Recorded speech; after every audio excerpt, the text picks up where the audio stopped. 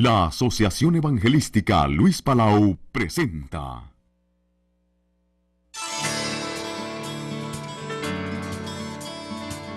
Instituto Bíblico de Superación Ministerial, Dr. Luis Palau.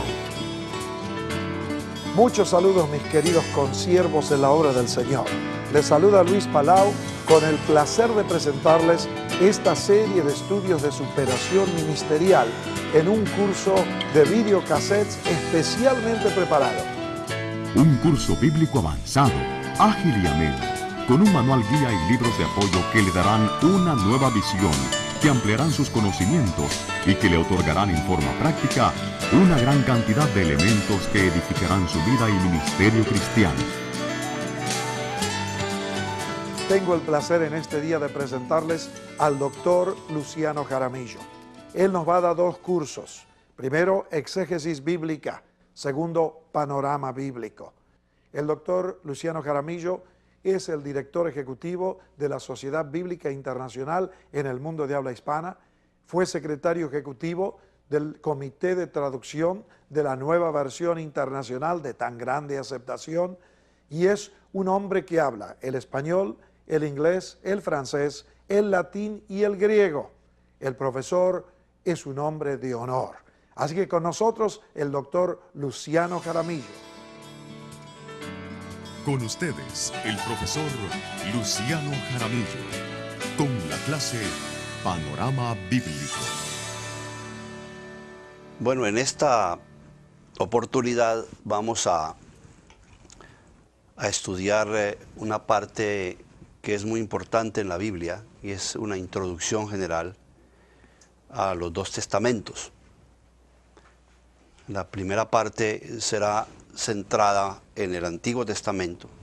Vamos a ver hasta dónde podemos llegar con nuestro estudio introductorio al Antiguo Testamento, y el resto del tiempo, el que nos quede, hablaremos un poco también acerca de el Nuevo Testamento.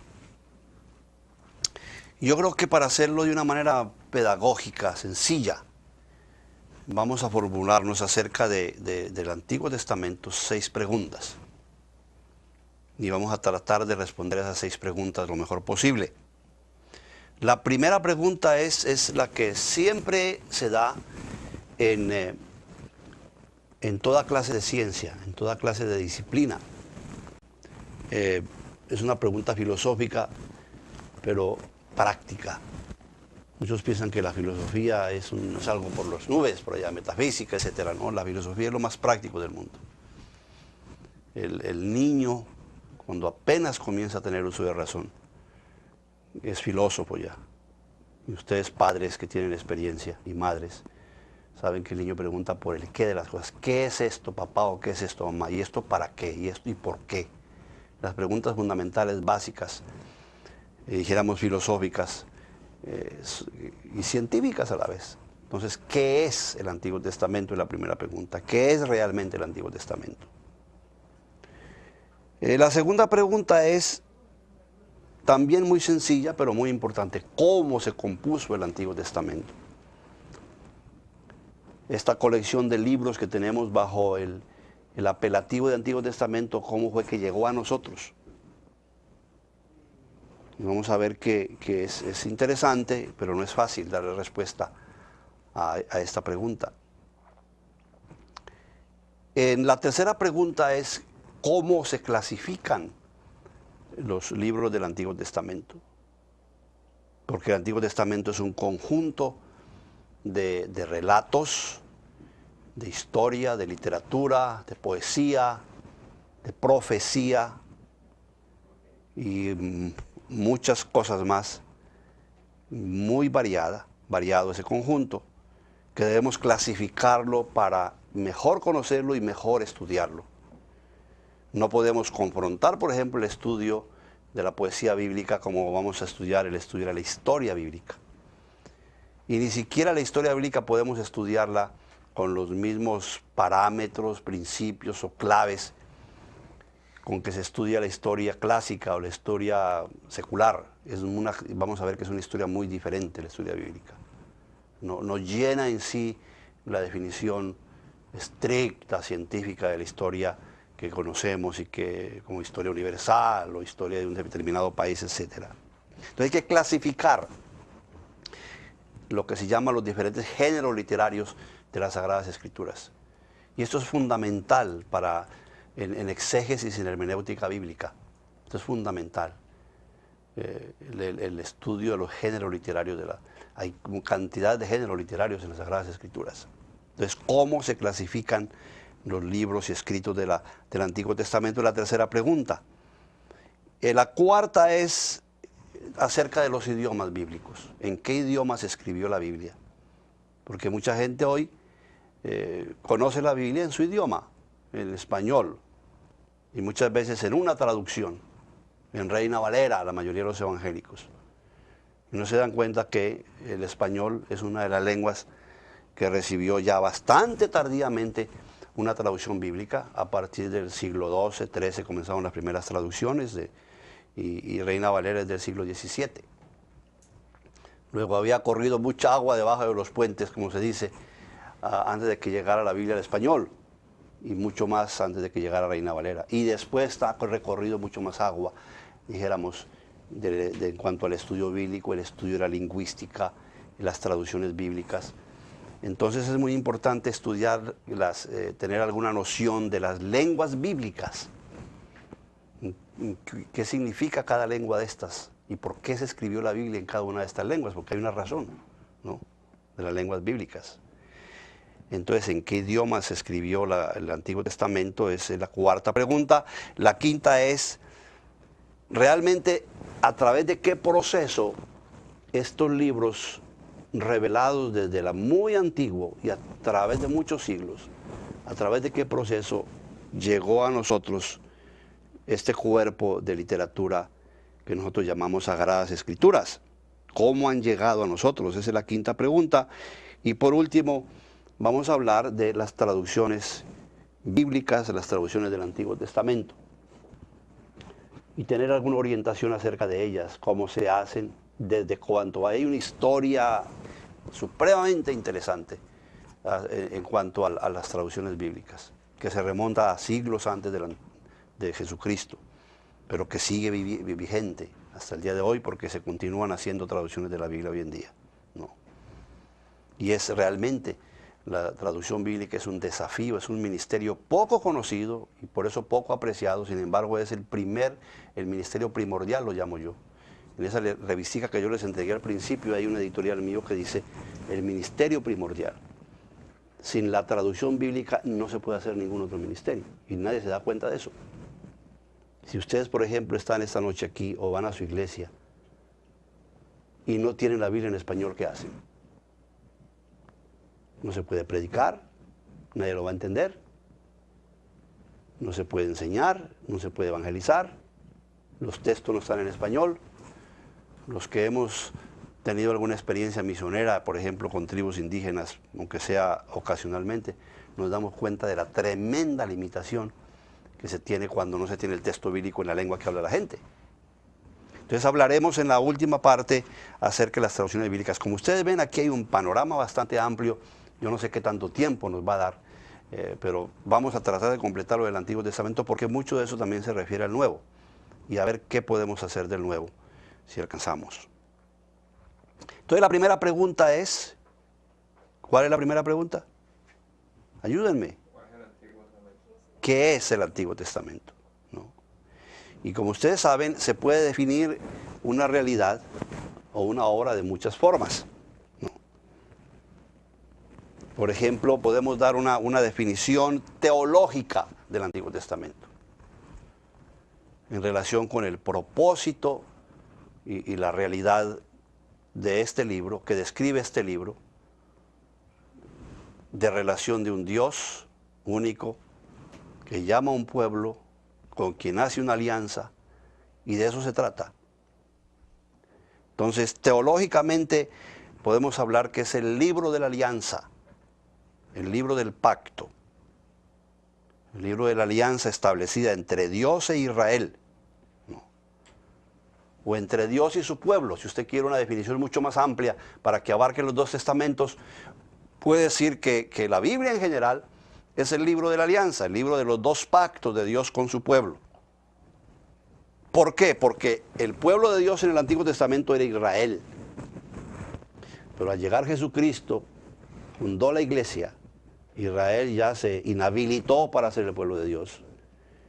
Y Jesucristo amplificó, dijéramos, el alcance de su alianza a todo el mundo, lo universalizó. Y de esa manera incluyó a todo el mundo, pero creó su propio pueblo que se llama la iglesia, que es la congregación de los creyentes en Jesucristo. Entonces nosotros somos pueblo de Dios porque somos parte de la iglesia de Cristo. Es el pueblo de Dios en el Antiguo Testamento, que es Israel, es el que recibió el llamado de Dios para ser su pueblo escogido, para ser el portador de las promesas. Inclusive del seno de él saldría, esa fue la primera y principal promesa, del seno de ese pueblo de Dios elegido en el Antiguo Testamento saldría el Redentor, el Mesías. Jesucristo era un judío. Y el pueblo de Dios fue el que recibió esas promesas y fue con quien Dios hizo la alianza primordial, alrededor de la cual se tejió toda la historia, toda la literatura de todo orden que tenemos en el Antiguo Testamento. Pero luego, después de venir Jesucristo, se clausuró la antigua alianza y Cristo con su sangre en la cruz estableció una nueva alianza. No más sacrificios de animales, un solo sacrificio como el sacrificio de Cristo en la cruz. Sacrificio cruento porque hubo derramamiento de sangre, pero una vez por todas, dice el Nuevo Testamento, dice la carta a los Hebreos y dicen otros pasajes en el Nuevo Testamento. Y Cristo entonces estableció la nueva alianza con su nuevo pueblo que se llama su iglesia, a quien identifica Pablo como el cuerpo de Jesucristo. Entonces, la antigua alianza y las relaciones de Dios con el pueblo de la antigua alianza, todos los acontecimientos que están alrededor de esa relación están narrados, están contenidos en el Antiguo Testamento. La nueva alianza y toda la relación de Jesucristo y Dios mismo, por supuesto su Espíritu, con la nueva realidad como pueblo de Dios que somos nosotros, la iglesia de Dios, están narrados y presentados en el Nuevo Testamento, en la parte de la Biblia que se llama Nuevo Testamento. Estas palabras, Antiguo y Nuevo Testamento, no son en sí palabras bíblicas, podríamos decir, son nombres que se les dieron posteriormente, como la misma palabra Biblia. La palabra Biblia no está en la Biblia, pero ese nombre se le dio funcionalmente después. No. Pero ese es el contenido teológico y la definición teológica del Antiguo Testamento. No. Y eso es lo que significa testamento, exactamente. Alianza, pacto. Demos otra definición de Antiguo Testamento, y esta definición puede ser literaria.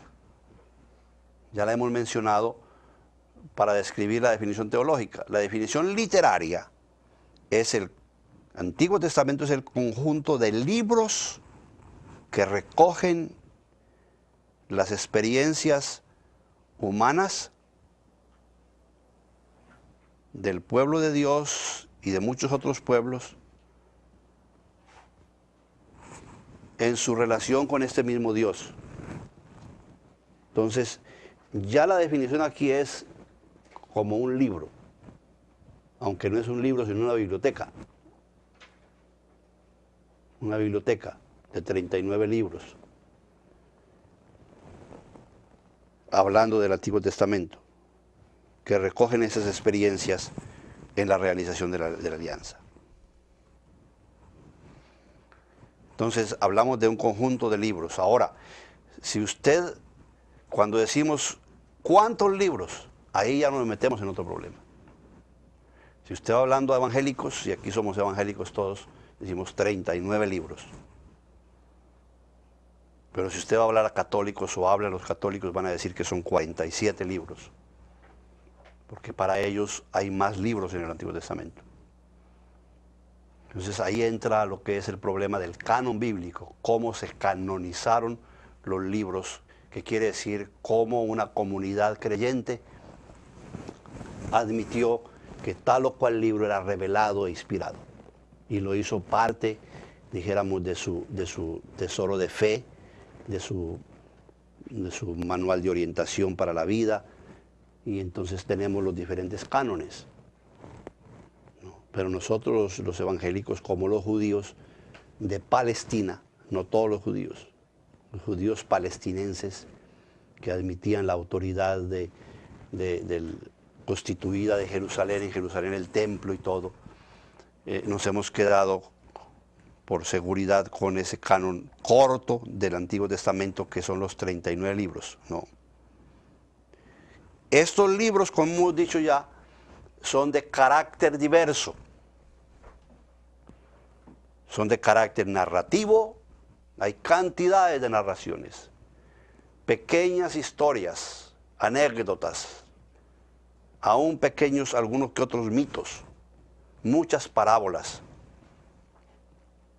Entonces el carácter narrativo es una parte importante del Antiguo Testamento. Hay historia, entonces hay escritos de carácter histórico, hay escritos de carácter poético. Buena parte de la Biblia es poesía, encontramos poesía e himnos y cánticos en casi todos los libros de la Biblia.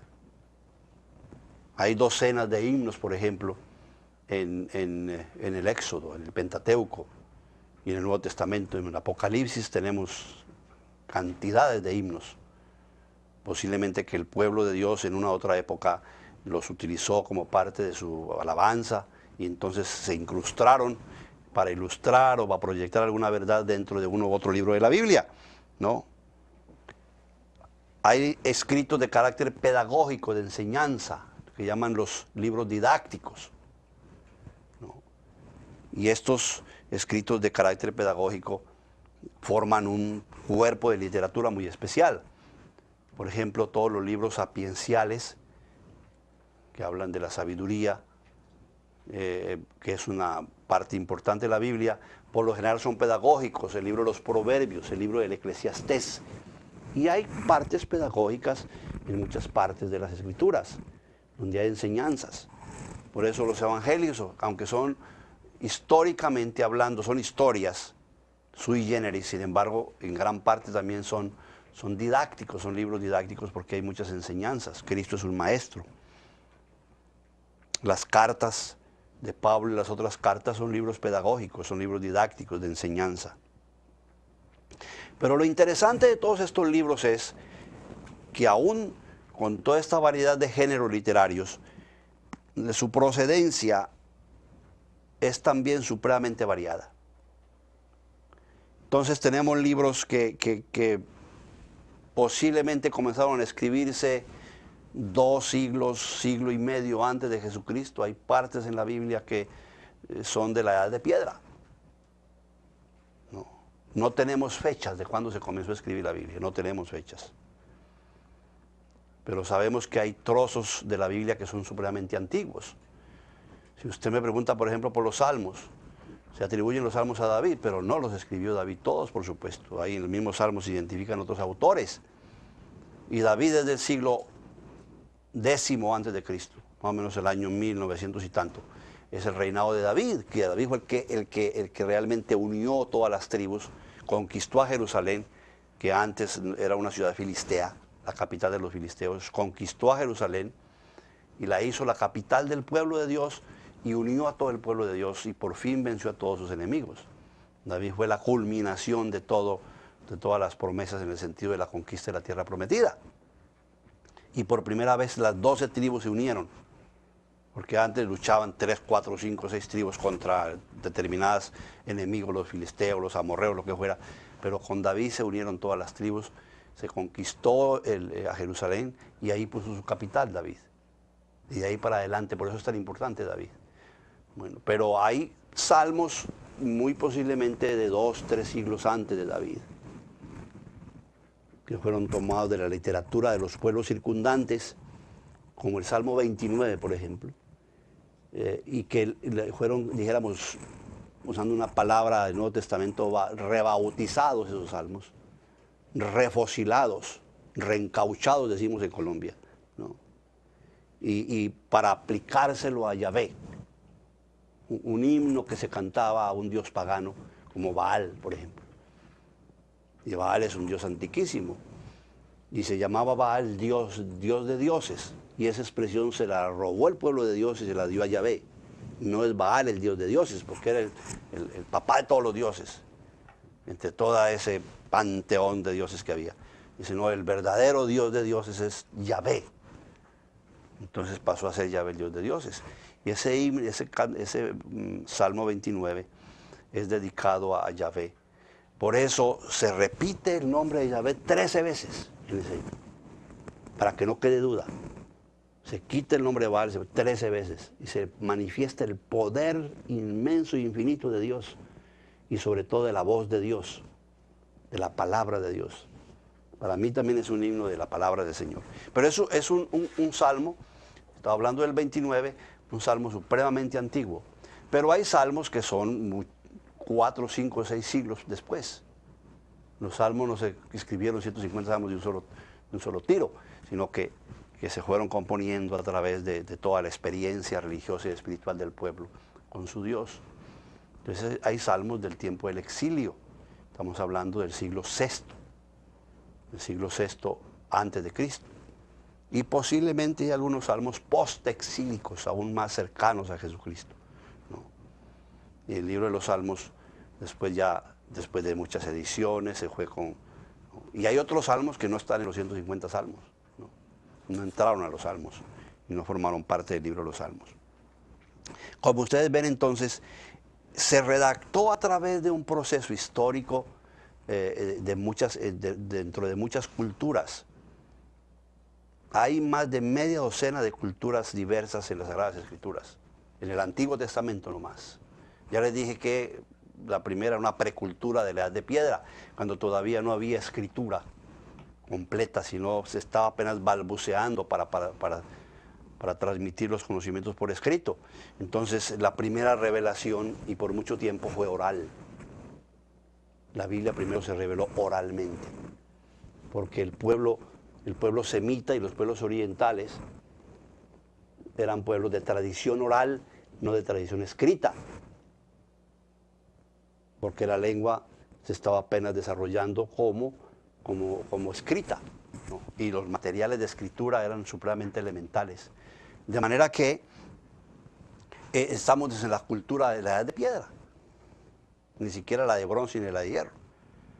Pero después vinieron ya otras civilizaciones, después de la conquista de Palestina, que duró varios siglos. Eso no fue que llegó Josué y tocó la corneta y tumbó a las murallas de Jericó y al día siguiente todo el mundo ya se agarró a su ciudad y se puso a criar sus ovejas. No, eso duró un proceso larguísimo y luchas con cantidades de tribus. Los cananitas que estaban ahí eran los dueños de la tierra. Y eso no fue tan fácil de que después de Jericó ya la tierra prometida fue del pueblo de Dios. Eso fue un proceso de siglos, de mucho tiempo, ¿no? Pero después de que se acomodó el pueblo en la tierra prometida, después de que tuvo sus reyes, el primero fue Saúl, que no resultó tan bueno, ¿no? Al final Dios mismo tuvo que desecharlo. Entonces vino después David, que fue un gran rey, pero también de vez en cuando, como decimos vulgarmente, metió la pata. Fue infiel a su misión. Y David fue adúltero y fue traicionero de su amigo y aún asesino. Bueno, pues ustedes saben el pasaje de las mujeres de Urías y cómo Natán tuvo que llamarle la atención, pero él se arrepintió y volvió otra vez a restablecerse delante de los ojos de Dios y delante de su pueblo. Y es el gran profeta y el gran salmista y el gran rey David, ¿no? Los cuales están en la genealogía de Jesucristo. Pero otras culturas en las que se escribió la Biblia fueron los asirios, por ejemplo. Muy antiguos, antes de los asirios. El reino de los asirios se queda en el norte, la parte de Mesopotamia. Tierra muy rica. Esos eran el imperio. Y los asirios conquistaron en un momento dado a Israel y la destruyeron cuando se dividió el reino. Luego vinieron los babilonios, que conquistaron los asirios, y también vino la deportación en el siglo VI del pueblo de Dios a Babilonia. Y luego Babilonia fue dominada y conquistada por los persas, por un pequeño rey que creció, Ciro, del cual habla la Biblia, ¿no? Y que sirvió como instrumento de Dios para regresar al pueblo de Dios a Jerusalén y a su tierra. Pero Ciro fue conquistado por los persas, el imperio persa fue conquistado por el imperio griego de Alejandro el Grande. Y después de la muerte de Alejandro el Grande se dividieron sus generales el reino, entonces quedó Palestina con uno de los Ptolomeos, lo mismo que Egipto y las demás naciones. Y después en el siglo I antes de Cristo, los griegos fueron conquistados y dominados por los romanos. Y cuando llegó Jesucristo, ustedes recuerdan, en el Evangelio de Lucas se nos dice que ¿quién era el rey? Era Tiberio, ¿no? Y que tenía su gobernador. Y Cristo fue condenado políticamente por un tribunal romano, religioso, el Sanedrín y romano, porque los romanos eran los que mandaban en ese tiempo. Entonces hay una cantidad de culturas a través de muchos siglos que están dentro cuyo marco se escribió el Antiguo Testamento, con un puente hermoso que va desde la Edad de Piedra hasta Jesucristo, hablando del Antiguo Testamento, ¿no? Cuando regresemos del receso vamos a hablar qué es lo que no es el Antiguo Testamento. Yo creo que ya tienen una noción ustedes más o menos clara qué es lo que es el Antiguo Testamento, ¿no? Entonces es un libro teológico, literario, un cuerpo de diferentes escritos que revelan la vida y la actividad y las relaciones del pueblo de Dios con su Dios, que es el pueblo de la alianza, pero dentro de un marco de diferentes culturas, de diferentes partes históricas que abarcan casi 2000 años posiblemente, y que sencillamente no es solamente un libro cuerpo de literatura, sino que es un libro religioso, porque es un libro que nos habla de las relaciones de su pueblo con Dios, de la voluntad de Dios para ese pueblo, del mensaje de Dios para ese pueblo, de las promesas de Dios para ese pueblo, de los planes de Dios para ese pueblo, que van a desembocar en la venida de Jesucristo, cuando se inicia el Nuevo Testamento.